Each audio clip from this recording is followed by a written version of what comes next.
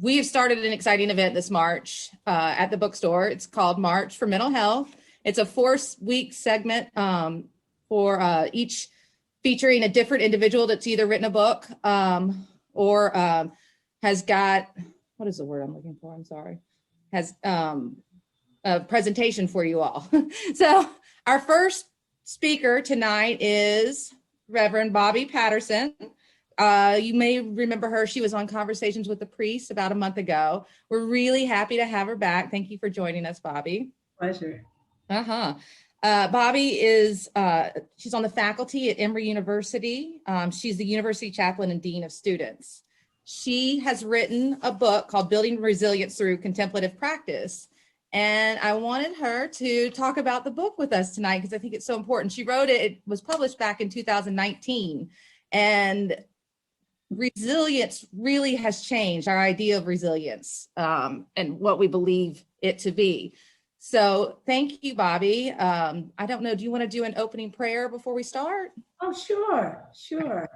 So grateful you all are here. It's lovely to see your faces, and I appreciate you taking the time. We're hoping, that we'll have some ability for you to ask questions or ask for clarifications too. So join me in a moment of prayer.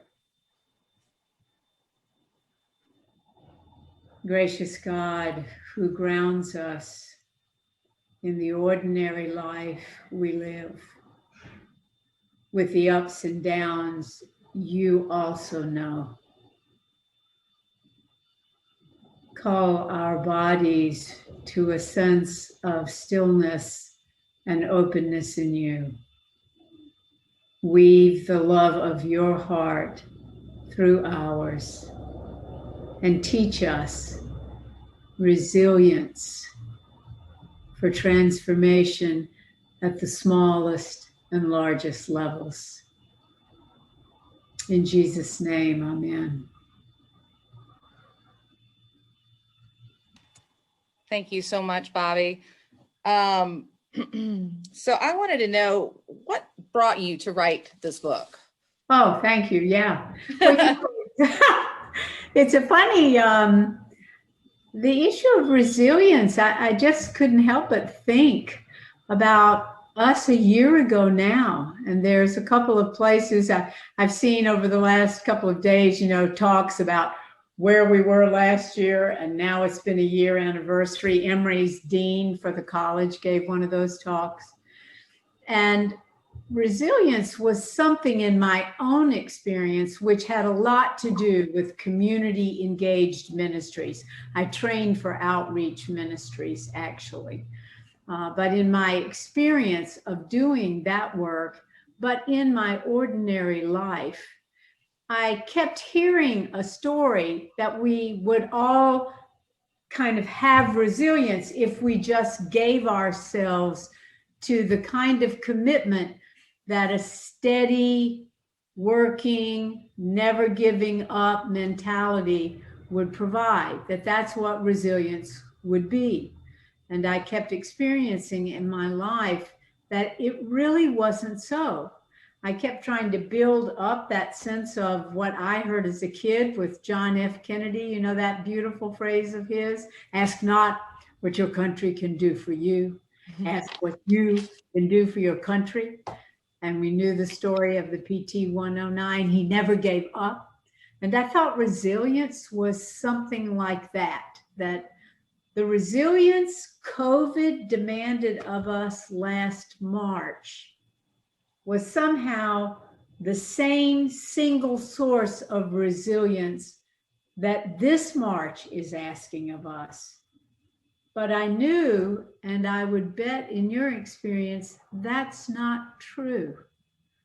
Last March, COVID was new. I would walk my dog in the morning and wave at every MARTA driver, and we would feel connected, and that was kind of gave a boost to the day. Now it's a year later, I wave at the MARTA drivers, they go on. There's no more honking, we're tired. We've now gone through a year where resilience did not live through last summer's kind of resurgence of the scourge of racism. Now we know health inequities and disparities. Resilience is actually a living system. It's not a static thing that you have or don't have. And let's try a slide, Cory, just to make this a little clearer. So the first slide we'll go past quickly. This is a picture of the book so you can see it. Give me 1 second. I'm loading it. Oh, great. There. So that's what the book looks like. And the two, it's by Rutledge, and Cory can tell you how to get it. The next slide is what I call the old story of resilience, which is you're either resilient or you're not. And that means in my context of community service, you either are willing to serve whatever the cost, or you're going to burn out. And I continued to hear that kind of story about resilience. But in my daily experience, what I discovered is that it didn't seem true to me. That resilient was always adapting and changing. And how I behaved in resilient ways depended on the context. It depended on where I was in my life. It depended on the culture around me. So resilience wasn't this kind of stabilizing force that helped me get through anything. In fact, it's a very adaptive force. And Cory and I talked about it. Maybe, Cory, the next thing we should do is just let me show a slide about this model that I'm using. And I would recommend for all of us to think about. The next slide is a model of adaptive resilience. Now, it looks pretty complicated, but it's actually pretty simple. Adaptive resilience, first of all, you should know, it's a model of resilience that's been developed first by people who study life systems, ecologists, environmental scientists. They also kind of had a thought that a life system is either resilient or it's not. But the more they studied life systems, and then sociologists became part of this discussion, economists became part of the discussion of adaptive resilience, they realized that, in fact, resilience is something that moves through a cycle of any experience of a life. And the four phases in a very simplistic model of resilience are the following. It starts at the top right. As you look at the screen, you see that K phase. The K phase of resilience is that time when everything's kind of holding together. It's that, I like to call it that sweet spot, when, you know, the children are behaving, the grandchildren are behaving, the picnic is going well, the bookstore is running well, your business, whatever it is. Things are kind of holding together and it feels very stable. The resources are kind of in sync and it feels very sweet. Most of us think, well, this is when resilience is working because everything's hanging together. But in fact, if a system is continually stable, it eventually weakens. And it weakens because it can't adapt. And you could see that in my own life when COVID hit. I had a whole set of patterns. And some of them I thought were pretty resilient. I lived a life of giving to others and of feeling pretty stable. But you add COVID all of a sudden, and I realize I'm more brittle than I thought. And every life system needs something that shakes it up. Why? Because that next phase, and they call it the omega phase, when you shake up a life system, what happens is it kind of breaks apart. And in that breaking apart, what was locked up is released. And that's a kind of fertilizing moment. Resilience has to do with allowing breakdown to happen because it's a fertilizing moment. The classic example in life systems is the forest fire. Now, this is not the climate change fires of California. That's something different. But a normal forest fire is an opportunity for extreme heat in the forest. And there are certain seeds that cannot burst out of their pod unless there's extreme heat. So what appears to be devastation or breakdown, fire, is actually releasing locked up potential. And so you find suddenly there are open spaces. A meadow can happen. New creatures can come. This is how the forest replenishes itself. And for us as humans, that breakdown phase can be very painful.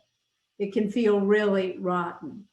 But instead of thinking, I got to run back and get to stability, what resilience encourages is, can we pause and breathe and settle ourselves into the breakdown? Because in the breakdown are now some released resources, some new opportunities, painful as it may be. That change urges us to do some creative work. And what I like to say is somewhere in this rubble is a little ember still hot enough with a few twigs. You can rekindle something next. And that next phase is that alpha phase where the former boundaries that were so stable and felt yummy, they actually now aren't so tight, and you can begin to innovate. You can do something a little different than you had ever even thought of before.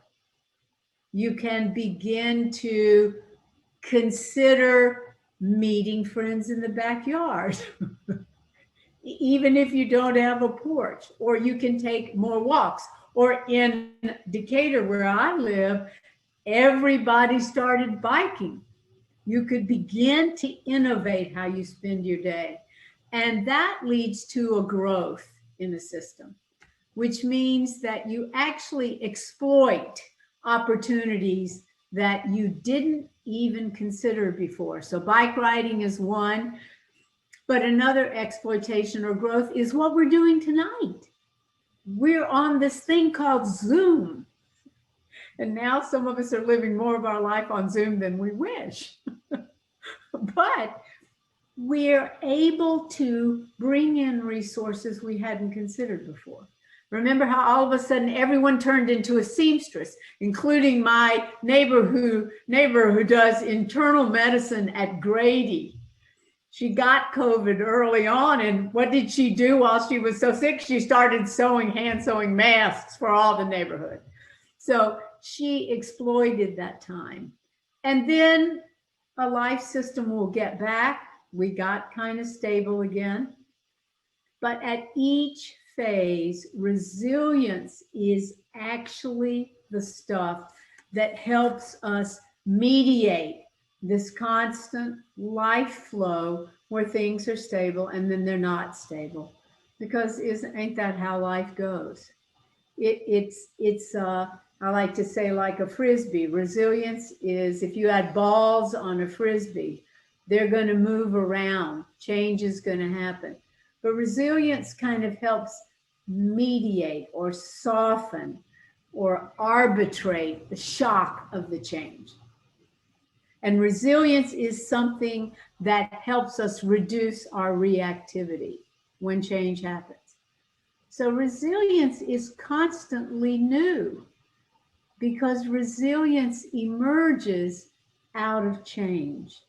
And that, for me, was a whole different way of thinking about what it means to be resilient. I thought resilience was keeping things as they are. but that's not the case. Resilience is the willingness, the capacity to move into change and to see what can emerge in change. And sometimes that's pretty painful. Sometimes that's not very fun, but the idea is that is how a system matures, develops, innovates.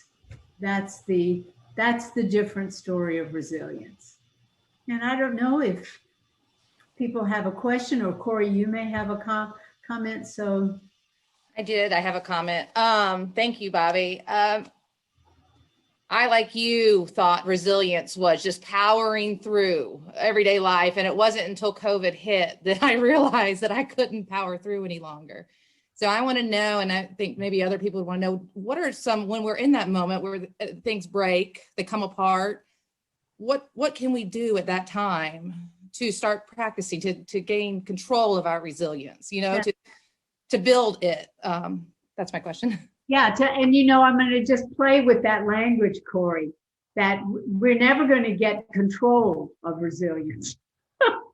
What we're going to learn to do is to be with the unfolding of resilience. So that's not easy sometimes because breakdown is painful.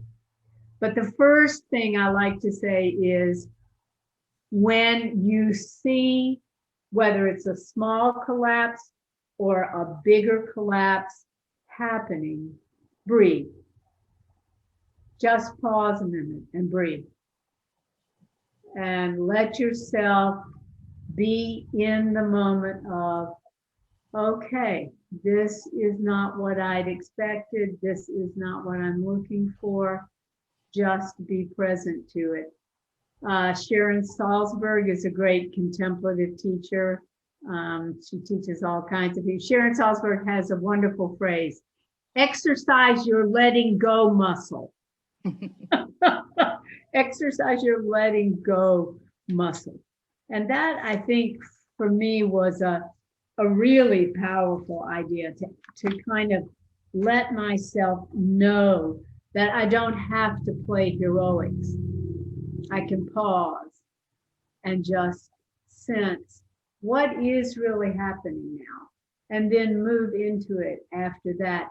If we look, Cory, let's go to the next slide, because I think it has when we're in change, I like to say, ask a body question first.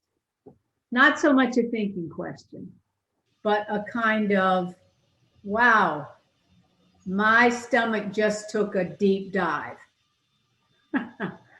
Wow, my neck just went. And this can be really tiny stuff. You get that email where someone is telling you, we can't have that dissertation defense at 4 o'clock. It's got to be at 6 o'clock. And you've just arranged everything for 4 o'clock. You feel that part of your neck and you say, wow, I'm reacting. This is tough news. So when it happens, Cory, when things break down, a first step is to pause and breathe, exercise your letting go muscle, but then ask a body question, which is, where is this hitting me? Because sometimes we respond out of our body. I don't know if you do, but I can get, even in my household, like if I'm doing a Zoom call like this with you all, and suddenly Joe walks in the room and starts talking, my spouse, there's a piece of me that my body immediately is like, God, get out of here, Joe, you idiot, I'm on Zoom. And it's a body feeling as much as a head feeling. But to first pause and think, okay, and then try that hypothesis testing they call it, leave your assumptions behind. Probably everybody on this Zoom has been interrupted. I don't think anyone here is looking for a perfect Zoom. Not going to happen. Just notice, why do I think it has to be that way? what else might happen with Joe in the room? I could say, hey, y'all, this is my spouse of 44 years, and he's incredibly gifted at interrupting whatever I'm doing in the house. Whatever playful thing comes to mind that allows me to move into my scenario didn't work as I expected. And that's the sweet spot, actually. When you recognize, you know what, it didn't go like I planned. Okay.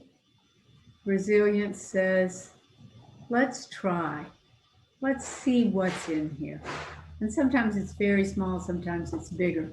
So Cory, the idea is not to fight it or grab it, but to go with it. It does. Thank you. Yeah. I was need to learn that lesson, I'm sure.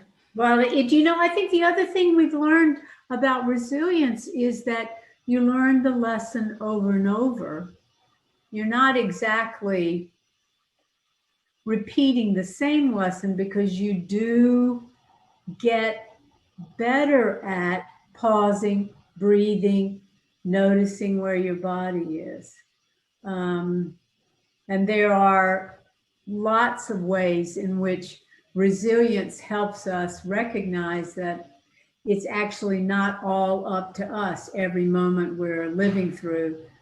There are resources around us. I think that old rigid idea of resilience makes me think it's all up to me, when actually it's not all up to me. I'm in a system. I'm adapting with others around me, and I'm still learning how to do that. It's not a dead end. Does anybody else have another question for Bobbi about that? Or need more clarification? All right. Would you like to move on to the next slide, Bobbi? Yeah, sure. I'll Okay. say that I ended up in my own experience of recognizing that there's a lot about adaptive resilience that you won't be surprised to know the ancient contemplative traditions always understood. And I have been a long time student of Christian contemplative practice, and I've done quite a bit of study of Buddhist practice.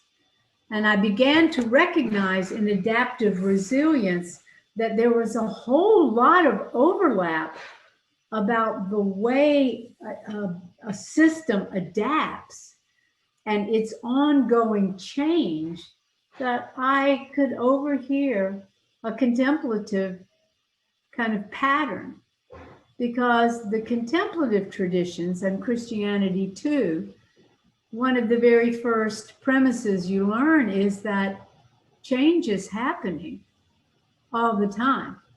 You know, the Psalms say, God's doing a new thing. I'm doing a new thing. And Jesus certainly, and we see it in Lent, was shaking things up. Resilience is that change happens and suffering is real. And burnout, our daily lives are going to be in flux. We're not going to be able to get that sweet spot all the time. So I learned that contemplative traditions understand suffering is real. There's a story in the book that I think will help us also understand suffering is real, but when you come at it with this kind of adaptive resilience, you get better at being with change as it comes. You get less kind of reactive to it. You kind of lower your reactivity. That's what resilience, as we mature in resilience, we get less reactive. So there's a story, a very simple story about a young man who is wanting to come learn from a great teacher in the desert, in the African desert in the 300s, when Christianity was starting its contemplative traditions, really in the 200s. But this young man was crossing the desert, and of course he was hot and tired and thirsty, and his shoes were constantly coming off, and everything about it was terrible. So by the time he found the old monk hermit, he kind of screams at him, "What are you doing out here all day?" And the hermit's response is, "We get up and fall down, and get up and fall down, and get up and fall down." But the resilient piece is they get better at falling down and getting up.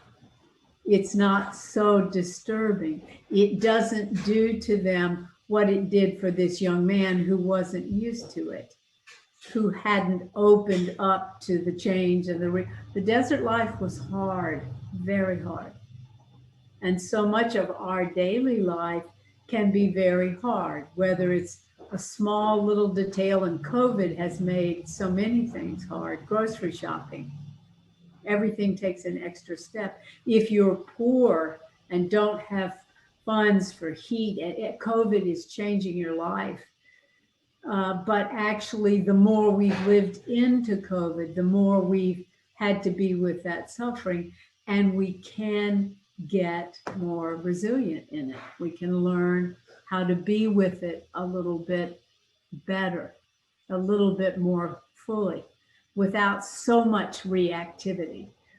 There's another story of a young novice who's been out there doing contemplative practice for about 6 or 7 years, and he says to the old man, I pray every day, I do all the worship services, and I haven't had a day of peace yet. And the old man says, I've been praying for 67 years and I haven't had a day of peace yet. Life is tough. Life is tough. But the grace is that we become more adaptive as things change, because we're not denying it. Like contemplative practices say, we're resisting denying it. We're saying, there it is. This is really a tough time. I get that. And I'm not blaming myself. I'm not blaming others. And I'm not going to move into a panicked kind of fix. That's what many of us like to do. We either want to fix it, we want to push it away, or we want to take control. And the contemplative traditions say, that's not really going to work. And you know that in your own life. When you're most resilient, a panic-driven fix or shunning or controlling doesn't make you any more resilient. In our daily lives, that doesn't really work. We have to go with it, holding on to the deep values of, number 3, opening up to the change with empathy for ourselves and others, with a sense of compassionate care, to know everybody is struggling, change is tough on everyone. Doesn't mean we don't hold some fierce boundaries now and then. That's important. Sometimes as we move into the change, we have to say, now that's too much for me. How can we move forward when I can't go that far? How can we reorganize in a different way?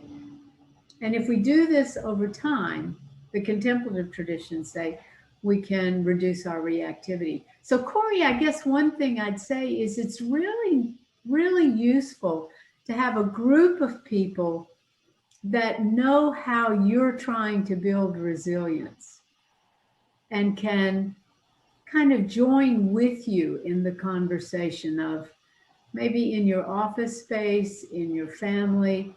Okay, we're facing a tough time now. How do we actually pause a minute, not deny this is tough, and see if we can begin, without blaming or shunning, to move into a next step, to kind of work together without reacting so strongly. That's what resilience is. And over time, if we do it, we're going to get better at it. We're going to get stronger at it. So, since you've changed your way of thinking around resilience, have you seen changes in your life? The way you're feeling, the way you interact with other people, the way you respond? No, you wouldn't.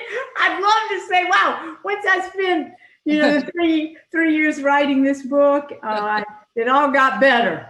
But that's really not how resilience works. It doesn't all get better. It does get a little clearer. And one of the things I think I've learned is that a key element of resilience that's adaptive is to really boost our self-care.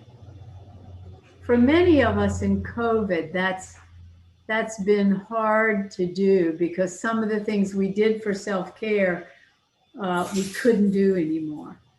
But how have you learned to kind of let go of always demanding you produce this or produce that, and begin to kind of not strive so hard to keep things in control, but to notice that each day you and I can find a few moments of self-care and ask for those around us to help us have it. I try to do that first thing in the morning, and sometimes that doesn't work because the dogs get up earlier than I wish, or again, Joe is up earlier and my little magic time starts to evaporate in front of my eyes.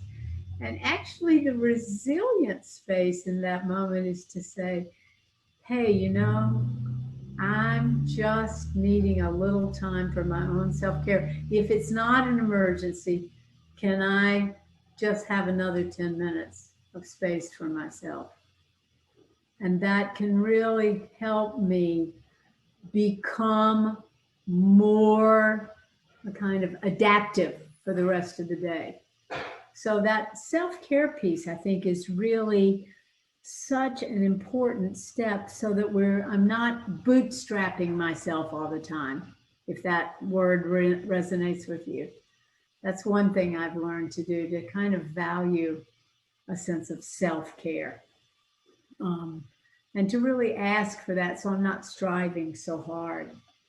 That's one thing I would definitely say. I've kind of, Roberta Bondi in her books has a great phrase, give up the heroic life. And I think that it's not that I don't want a meaningful life, but I'm just not pressing so hard. Self-care really matters. And without it, resilience is hard to maintain because I don't have the kind of fuel for thinking creatively in the middle of change I didn't ask for, didn't anticipate, or maybe I did and I was already dreading it and then it happened. And the more I can reduce my reactivity by self-care, that's one thing I've learned, Cory. More self-care. Just a little dose of self-care. It helps resilience a lot. And then we could all use a little bit of self-care. Everything seems so chaotic in life today. So I think a lot of us forget that that's a crucial component to life. Yeah. I don't know if other people have experienced this, but I think one way to think about self-care is that there are certain relationships we might be in. They may be at work, they may be part of a committee you're on at church, they may be a community organization or a volunteer organization. And you recognize that there's a kind of expectation that you will take on tasks, or you will show up to do the work, or you will take care of other people's needs at all times. In other words, I call it, you will just take in whatever someone requests of you. And in this COVID life, that can really happen. It can be very banal, like all of a sudden, again, Joe just didn't really want to go to the Kroger. So I shop at other places. He does the Krogering. Well, suddenly I'm doing kind of both. And I realized I couldn't keep taking in more requests. That part of my self-care was actually doing something that felt initially not very resilient, which is to say, I can't take that in. I can't do that. A more honest conversation that hopefully is not out of that constriction to control, but to share honestly with another person. That's something I can't do right now. That's the healthy boundary I have to keep. That's where I'm going to know what my tolerance level for tasks is right now. And I'm going to try to pay attention to that. Sometimes that not taking in can feel really difficult to do. And the honest conversation that it opens up can feel pretty uncomfortable, can feel like a kind of suffering. But it's very important for building resilience not to just take whatever comes at us and make it work. And that's the stories in the book are concrete examples from my own life and ministry, predominantly in community service, where I was at a social service center and there was a gentleman who really, I'm going to come to that question, Kathy, who really was always on my case.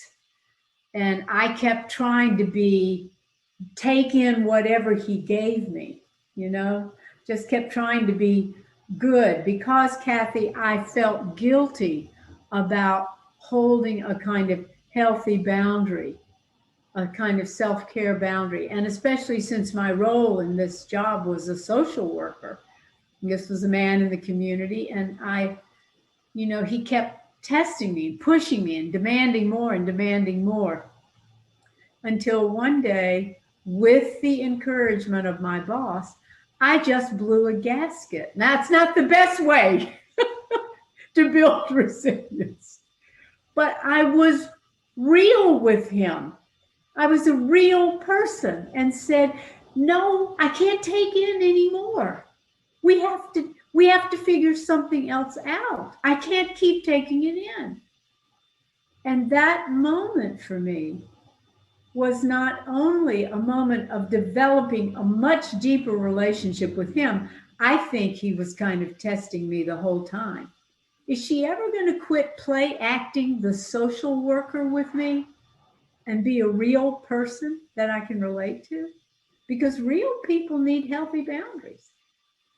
And I found that by being more honest with him about what I couldn't take in and what I couldn't do, we began to develop a clearer sense of a deeper relationship. But I say sometimes that I had not taken a personal inventory of what I really liked about the job and what I didn't like. And I think that's another way we don't take in what comes, everything that comes at us. And it can be hard, Kathy. You can feel guilty because of that old model of resilience was bring it on. I like doing everything. I want to do whatever is needed here. And Christianity in a distorted way can really support that idea. But the contemplative traditions have always understood, wait a minute, we're actually interdependent. And that means it's not all up to me. We are a body of Christ, and I can't be all things. Now, that was a hard lesson for me because I thought resilience meant I can be all things. And it didn't matter. I learned that lesson 100 times over. No, you can't, because I would fail. But eventually I began to realize how important it was to know this is what I'm good at and this is what I'm not good at. So it's not as guilt producing when you can be more clear with others.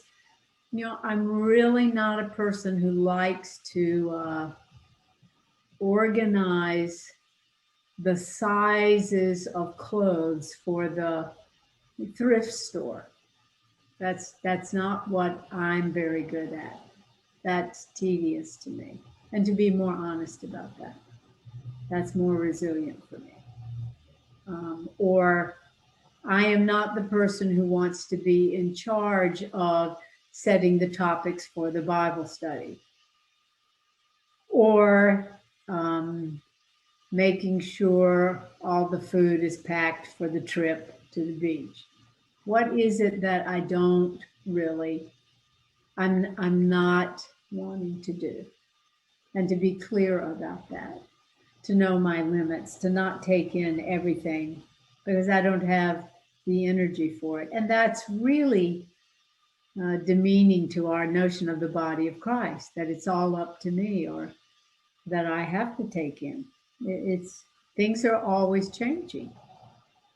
Things are not the same. And it might mean that in 4 years, I will love being the one who handles organizing the food for the beach trip, but not right now. So it takes coming down to myself more honestly, and the contemplative practices can really help with that. To know that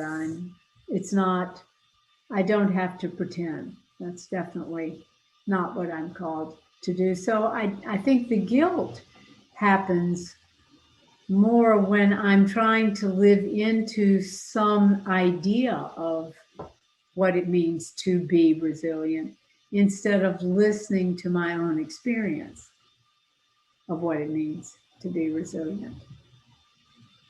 And it's going to be constantly changing. I think that may be the next slide, Cory, is just that the big idea of the book is that we're all interdependent, and our service and our burnout and our daily lives are always interwoven with so many factors, and that we're going through these phases of stability and collapse, reorganization, exploitation. Exploitation sounds such like a nasty word. Another word for that is growth. But actually it is, we're bringing in stuff we never even thought about bringing in. That those are interdependence in those phases means self-care is important, setting limits is important, learning to move, to adapt instead of think that resilience is keeping everything stable and exactly as it should be. That's not a healthy you. It's not a healthy life system. And that these practices help us move into that. They help us learn to listen more deeply, to pause, to begin to I use in the book, we talk quite a bit about the Christian virtue of humility. But humility is not about a kind of sheepishness that thinks doing whatever is asked of me is what I should be doing. That's a kind of old version that goes with the old version of resilience. Profound humility is the Greek root of that word, humus, which is ground, dirt. To be grounded is humility, and that means to listen to my body and recognize I'm stirred up right now. And that means I need to kind of pause a moment, because there's change happening, there's growth possible here, there's a way in which I might come at this situation differently. So let me ground myself and breathe a little bit and be quiet for 2 or 3 minutes and see what I think and what I feel might be a next step for all of us. And it's going to keep changing. It's going to keep changing. But when we do that with a real clear sense of self-care, the more we can grow in self-care, we're going to find ourselves automatically freer to care for others because we're not resentful, envious, all those great old vices. We're less controlling because we're more grounded in how we're actually experiencing life. So we have a kind of open compassion for others that emerges. We can listen better and we can maybe fight more fairly, maybe hold our boundaries more fairly. Well, those are some ways those are the kind of two big ideas of the book. And I don't know if there might be other questions that you would have or other.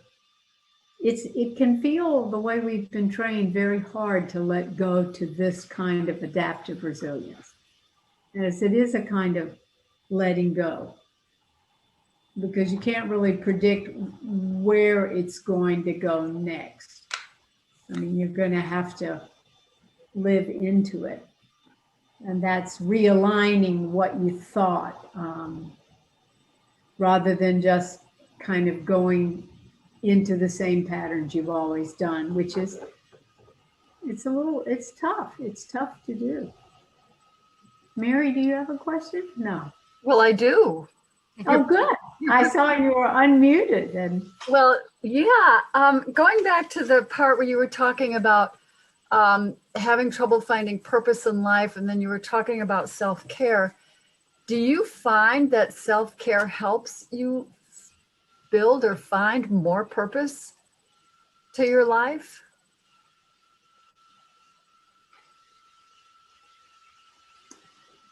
I think so, Mary. And I think so because the self-care continues to free me to actually live more fully with myself and others. So, what was the word you used? Self-care allows you to, what was the word you used? Grow or develop. If I can remember, see, there's a problem, the memory. Oh yeah, we all do that. But kind of. Or find, grow or develop. Purpose. Find purpose, you said. The kind of breakdown point for me with the old model was, I was a younger, again, I trained in urban ministry. I trained to do social service. We moved to Atlanta, though I was raised here, for my spouse to go to the Emory Business School, the MBA. And I got the job of a career for someone trained like me. And that was to run the very first residential program for women just released from prison. I was asked to interview to be the director. There could not be a better fit. It was full of purpose. The only problem is, every time I walked in the building, they were reconstructing an apartment building downtown, right catty-cornered from Dunkin' Donuts. And I'm not Dunkin' Donuts, Krispy Kreme. I'm giving away my Northeast life. Krispy Kreme. And every time I went in that building, my skin began to burn. I mean, like I had a tactile response, my body. And I tried to ignore it. And my father was a physician, and I tried to say to my father, I called my father and I said, I think I need to see a doctor. I've got a neurological problem. Every time I go into this building, my skin starts tingling and burning. And my father said, I don't think so. Something else is going on. And I got the job and I turned it down because I knew I couldn't find purpose there. I had a scenario of what my service would involve, which would be endless caring for others, not really self-care, not listening to my limits, not listening to my body, assuming that if I just did all the work perfectly, there'd be no suffering. And of course, intellectually, I knew this was crazy, but in my body, I really felt like if I take this job, I have to make it work. And so my purpose became increasingly distorted by the old model of resilience, that either or model. You just have to act resilient, whether you feel it, whether your heart knows it, you just have to act resilient. That gives you purpose. The product is what gives you purpose. Adaptive resilience, and I believe the contemplative life, the Christian life, the spiritual life at its best says, no, the product doesn't give us purpose. The process gives us purpose. Resilience is something I'm always learning and growing in. And it's not always pleasant, because life is going to mean breakdown. And resilience that's adaptive means I got to get into the rubble. I got to pause and say, wow, this is not working. Whether it's a small thing or whether it's a large thing. So I did find that my purpose changed, Mary. It wasn't so rigid. And I have always continued to be involved in community engaged work, but it wasn't as a priest in a parish. Somehow I ended up being the university chaplain at Emory and creating volunteer Emory with some amazing students. And that got us into Atlanta. And then I got interested in academic life, which I swore off after my master's. And then I got a PhD, and then I created a curriculum, theory, practice, learning, to keep us engaged in the community.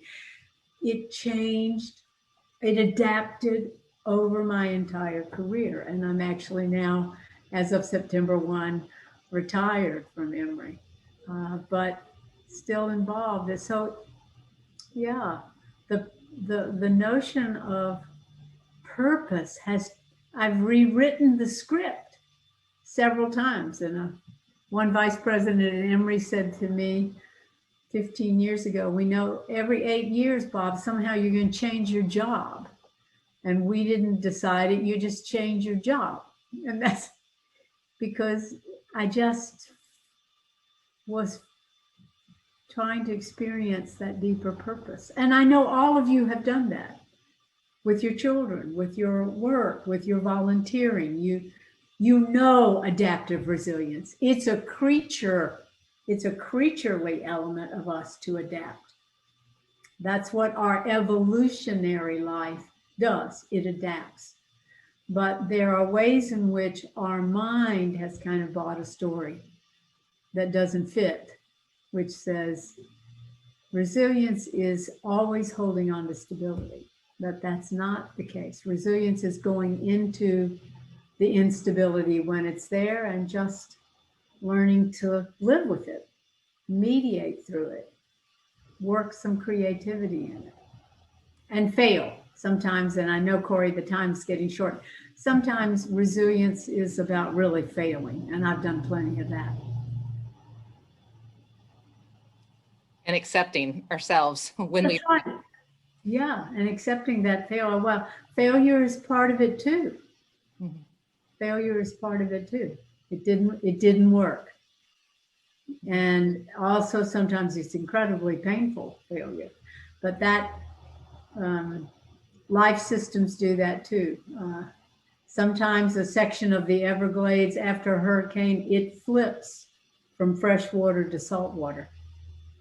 And that's a failure of holding on to a freshwater life system but actually the saltwater life system becomes something else.